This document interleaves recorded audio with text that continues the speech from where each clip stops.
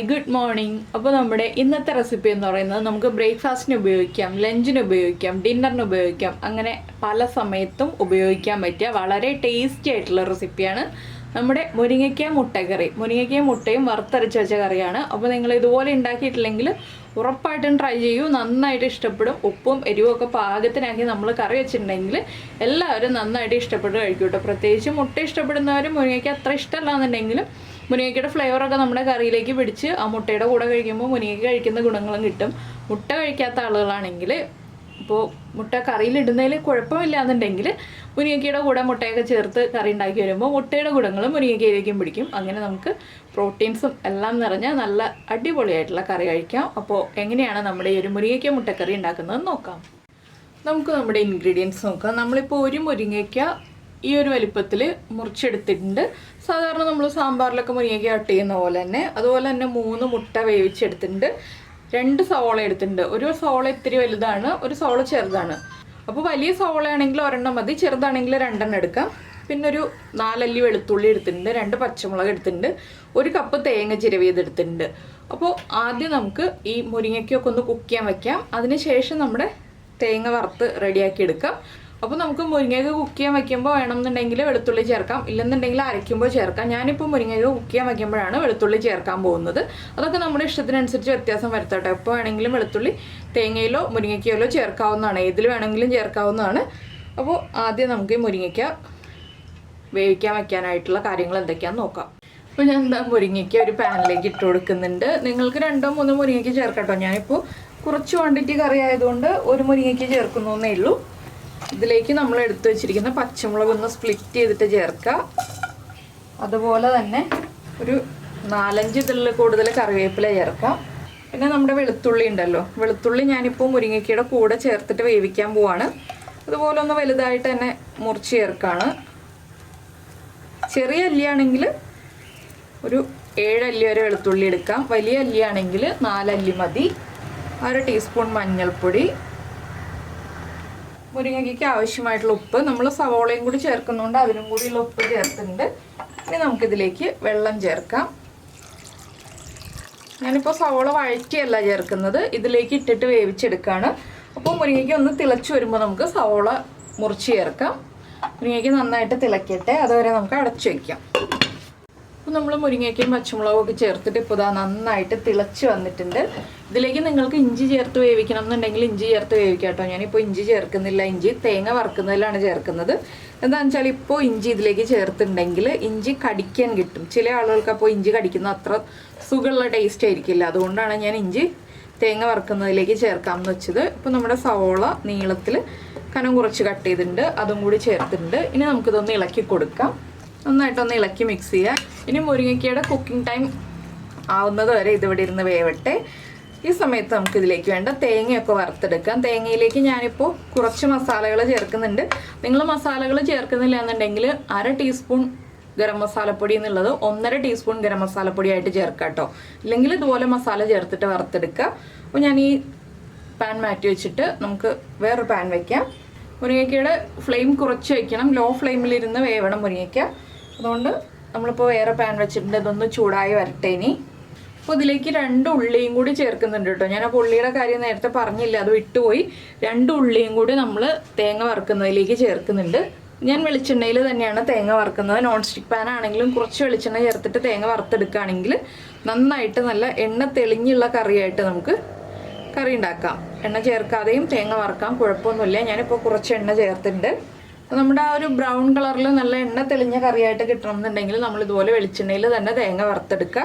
ഇതിലേക്ക് ചേർക്കാൻ പോകുന്നത് എന്തൊക്കെയാണെന്ന് വെച്ചാൽ 1 ടേബിൾ സ്പൂൺ പെരിഞ്ജീരകം, അതുപോലെ തന്നെ 1 പീസ് പട്ട എടുത്തിട്ടുണ്ട്, 1/4 ടീസ്പൂൺ കുരുമുളക്, 4 ഗ്രാമ്പു, 1 ഏലക്ക. ഏലക്ക ഒരെണ്ണം മതി, ഏലക്കയുടെ ഫ്ലേവർ നമുക്ക് അധികം വേണ്ട. ഇത് നമുക്ക് എണ്ണയിലേക്ക് ചേർത്ത് കൊടുക്കാം.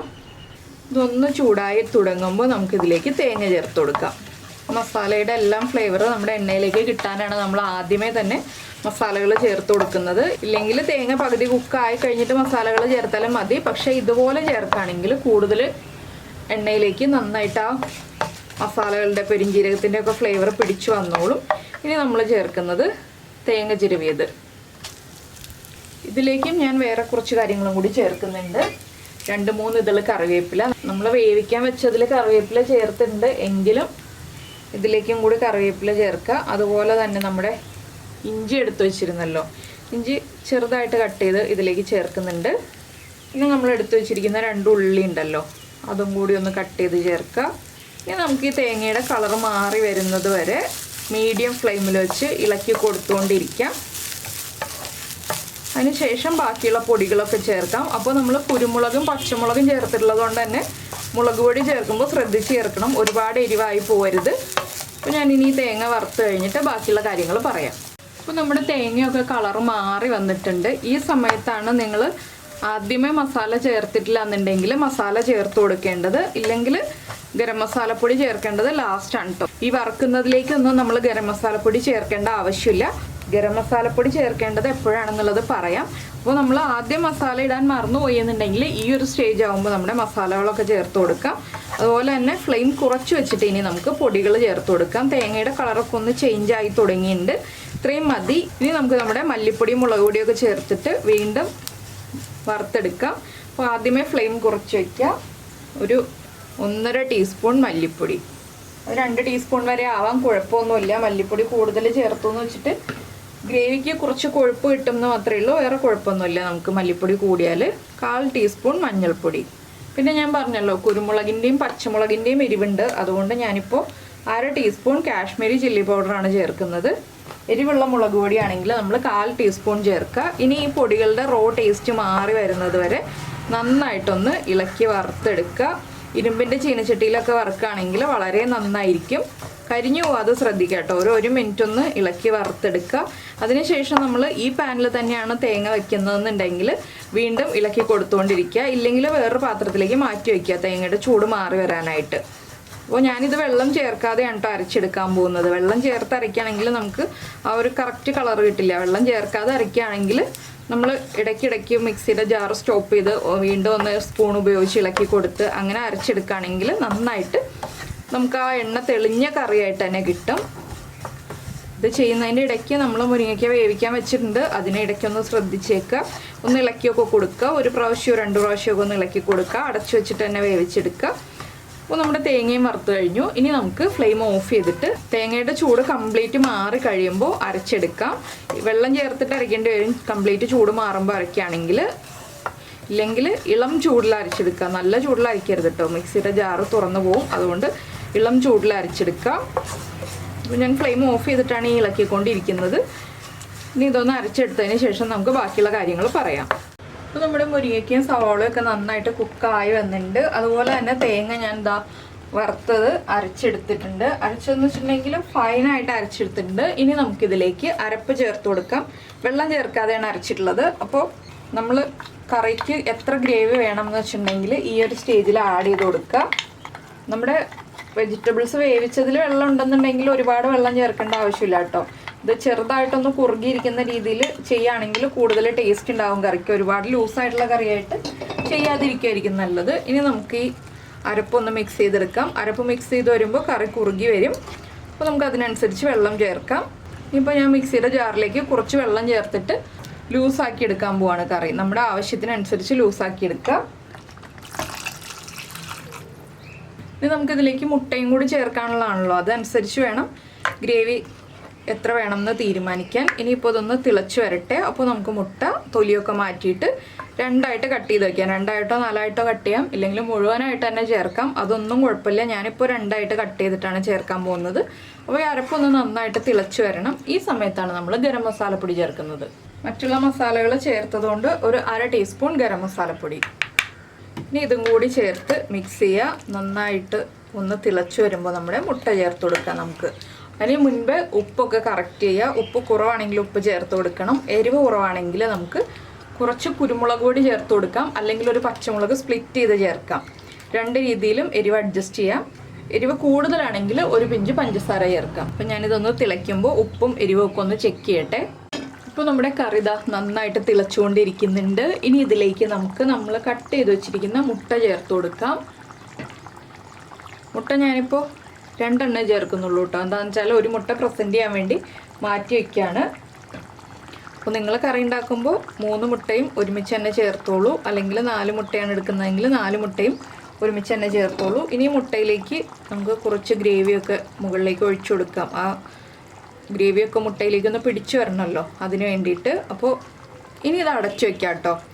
ഉപ്പൊക്കെ കുറവായിരുന്നു, ഞാൻ ഉപ്പ് ചേർത്ത് കറക്റ്റ് ചെയ്തിട്ടുണ്ട്. ഇനി ഇതൊന്ന് അടച്ചു വെച്ചിട്ട് ഒരു 5 മിനിറ്റ് മീഡിയം ഫ്ലെയിമിൽ വെച്ചിട്ട് തിളപ്പിച്ചെടുക്കുക. അപ്പോൾ തിളച്ച് മുട്ടയിലേക്കും ആ മസാലകളൊക്കെ പിടിച്ചു വരും. പിന്നെ തക്കാളി ചേർക്കണം എന്നുണ്ടെങ്കിൽ, പുളി നിർബന്ധമാണെന്നുണ്ടെങ്കിൽ നമ്മൾ അരപ്പ് ചേർക്കുന്നതിന് തൊട്ട് മുന്നേ ആയിട്ട് തക്കാളി ചേർക്കുക. ഒരു 2 മിനിറ്റ് വേവിക്കുക. അതിനുശേഷം അരപ്പ് ചേർക്കുക. ഞാനിപ്പോൾ ഇതിലേക്ക് തക്കാളി ചേർക്കുന്നില്ല. മസാലക്കറികളിൽ പൊതുവേ ഞാൻ അധികം തക്കാളി ചേർക്കാറില്ല. അതുകൊണ്ടാണ് ഞാനിപ്പോൾ പുളി ചേർക്കാത്ത രീതിയിൽ ചെയ്യുന്നത്. നിങ്ങൾക്ക് ആവശ്യമാണെങ്കിൽ തക്കാളി ചേർക്കാവുന്നതാണ്. ഇനിയിപ്പോൾ ഇതിവിടെ ഇരുന്ന് ഒരു 5 മിനിറ്റ് തിളച്ച് ഒന്ന് കുറുകി വരട്ടെ. അപ്പോൾ നമ്മുടെ കറി അടച്ചു വെച്ചിട്ട് ഒരു 5 മിനിറ്റായി. നന്നായിട്ട് തിളച്ചുകൊണ്ടിരിക്കുന്നുണ്ട്. ഞാൻ മീഡിയം ഫ്ലെയിം എന്നുള്ളത് ലോ ഫ്ലെയിമിലേക്ക് മാറ്റിയിട്ടുണ്ട്. ഇത് കണ്ടോ, എണ്ണയൊക്കെ തെളിഞ്ഞ് വന്നിട്ടുണ്ട്. ഇതിപ്പോൾ നമുക്ക് ഫ്ലെയിം ഓഫ് ചെയ്തിട്ട് ഇതുപോലെ തന്നെ ഉപയോഗിക്കാം. ഇല്ലയെന്നുണ്ടെങ്കിൽ ഞാനിപ്പോൾ ചെയ്യാൻ പോകുന്ന പോലെ വറവിട്ടിട്ട് ഉപയോഗിക്കാം. വറവിടുമ്പോൾ വറവിട്ടതിൻ്റെ ആ ഒരു ടേസ്റ്റും കൂടി കിട്ടും. നിങ്ങൾക്ക് എണ്ണ അധികം യൂസ് ചെയ്യാൻ താല്പര്യമില്ല എന്നുണ്ടെങ്കിൽ ഇതുപോലെ തന്നെ യൂസ് ചെയ്യുക. വറവിടേണ്ട ആവശ്യമില്ല കേട്ടോ. അപ്പോൾ ഞാൻ ഇനി ഇത് വറവിടാൻ പോവാണ്. കറിയുടെ ഗ്രേവിയൊക്കെ പാകമായിട്ടുണ്ട്. നമ്മൾ വേറൊരു പാൻ വെച്ചു. ഈ പാനൊന്ന് ചൂടായി വരട്ടെ. അപ്പോൾ നമ്മുടെ പാൻ ചൂടായി വന്നിട്ടുണ്ട്. നമുക്കിതിലേക്ക് വെളിച്ചെണ്ണ ചേർക്കാം. കടുക് ആ വറവിടാൻ ആവശ്യമായിട്ടുള്ള വെളിച്ചെണ്ണ ഒരു 1.5 ടീസ്പൂൺ വെളിച്ചെണ്ണ ഒക്കെ മതി. ഒരുപാട് വെളിച്ചെണ്ണ വേണ്ട. ഇനി വെളിച്ചെണ്ണ നന്നായിട്ട് ചൂടായി വരട്ടെ. അപ്പോൾ നമ്മൾ എടുത്തു വെച്ചിരിക്കുന്ന ഉള്ളി റൗണ്ടിൽ കട്ട് ചെയ്യുക. അതുപോലെ തന്നെ ഒരു 2-3 വറ്റൽമുളകും കറിവേപ്പിലയും എടുത്തു വയ്ക്കുക. ഇതെല്ലാം ചേർത്തിട്ടാണ് നമ്മൾ വറവിടുന്നത്. ഒരുപാട് കടുകും വേണ്ട കേട്ടോ. ഒരു 1/2 ടീസ്പൂൺ കടുകൊക്കെ മതി. ഇനി കടുകൊന്ന് പൊട്ടി വരട്ടെ. നമ്മുടെ കടുക് പൊട്ടി കഴിയാറാവുന്നുണ്ട്. ഇതിലേക്ക് നമ്മൾ കട്ട് ചെയ്ത് വെച്ചിരിക്കുന്ന ഉള്ളി ചേർക്കാം. റൗണ്ടിലാണ് ഞാൻ ഉള്ളി കട്ട് ചെയ്തെടുത്തിട്ടുള്ളത്. അതുപോലെ തന്നെ ഒരു 3 വറ്റൽമുളക് എടുത്തിട്ടുണ്ട്. പിന്നെ ആവശ്യത്തിന് കറിവേപ്പില.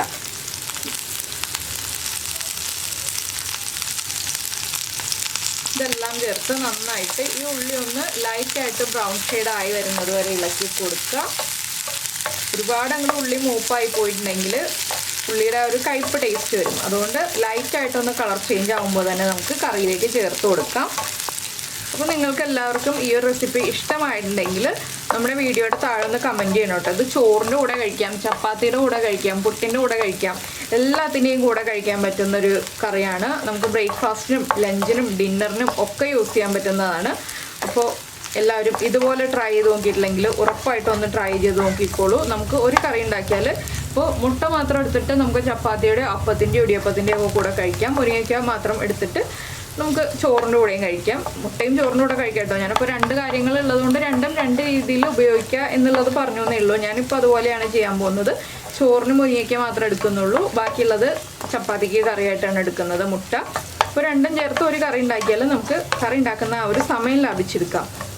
അതുപോലെ തന്നെ നമ്മുടെ ചാനൽ ആദ്യമായിട്ട് കാണുകയാണ്, നമ്മുടെ വീഡിയോ പ്രസൻറ്റ് ചെയ്യുന്ന രീതിയൊക്കെ ഇഷ്ടമായിരുന്നുണ്ടെങ്കിൽ നമ്മുടെ ചാനലൊന്ന് സബ്സ്ക്രൈബ് ചെയ്ത് സപ്പോർട്ട് ചെയ്യണേ. സബ്സ്ക്രൈബ് ചെയ്യുന്നതിന് ഈ വീഡിയോയുടെ താഴെയുള്ള റെഡ് സബ്സ്ക്രൈബ് ബട്ടൺ ഒന്ന് ക്ലിക്ക് ചെയ്യുക. അതിൻ്റെ റൈറ്റ് സൈഡിലുള്ള ബെല്ലൈക്കനും ക്ലിക്ക് ചെയ്യുക. അപ്പോൾ ഓൾ എന്ന് പറഞ്ഞിട്ടൊരു ഓപ്ഷൻ കാണാം. ആ ഓളും കൂടി പ്രസ് ചെയ്തിട്ടുണ്ടെങ്കിൽ ഞാൻ എപ്പോഴും വീഡിയോ അപ്ലോഡ് ചെയ്യുമ്പോൾ നിങ്ങൾക്ക് നോട്ടിഫിക്കേഷൻ വരും. അപ്പോൾ നമ്മുടെ ഉള്ളിയുടെ കളറൊക്കെ ഇതാ മാറി തുടങ്ങുന്നുണ്ട്. ഇത്രയും മതി. ഞാൻ ഫ്ലെയിം ഓഫ് ചെയ്തിട്ട് ഇത് നമ്മുടെ കറിയിലേക്ക് ചേർത്ത് കൊടുക്കുകയാണ്. കണ്ടോ, കറി നല്ല ഭംഗിയായിട്ട് എണ്ണയൊക്കെ തെളിഞ്ഞ് സെറ്റായിട്ട് ഇരിക്കുന്നുണ്ട്. ഇനി നമുക്ക് വറവിട്ട് കൊടുക്കാം. അപ്പോൾ ഞാൻ കുറച്ച് മാറ്റി വയ്ക്കുന്നുണ്ട് കേട്ടോ, ലാസ്റ്റ് ഒന്ന് ഗാർണിഷ് ചെയ്യാനായിട്ട്. ഇത്രയും മാറ്റി വയ്ക്കുന്നുണ്ട്. ഇനി ഇതൊന്ന് ഇളക്കി മിക്സ് ചെയ്യുക. അതിനുശേഷം നമ്മളൊന്ന് അടച്ചു വെച്ചിട്ട് ഒന്ന് ചൂട് മാറി വരുമ്പോൾ നമുക്ക് ചോറിൻ്റെയോ അപ്പത്തിൻ്റെയോ പുട്ടിൻ്റെയോ ഇടിയപ്പത്തിൻ്റെ ഏതിൻ്റെ കൂടെ വേണമെങ്കിലും ചേർത്ത് കഴിക്കാം. പത്തിരിക്കും ഒക്കെ വളരെ നല്ല കോമ്പിനേഷനാണ്. ആ നല്ല മസാല ടേസ്റ്റ് ഉള്ളൊരു കറിയാണിത്. അപ്പോൾ നിങ്ങൾ ട്രൈ ചെയ്ത് നോക്കിയിട്ടില്ലെങ്കിൽ ഉറപ്പായിട്ടും ട്രൈ ചെയ്ത് നോക്കിയിട്ട് ഫീഡ്ബാക്കൊക്കെ അറിയിക്കുക. നമുക്ക് നമ്മുടെ അടുത്തൊരു റെസിപ്പിയുമായിട്ട് അടുത്ത ദിവസം വീണ്ടും കാണാം.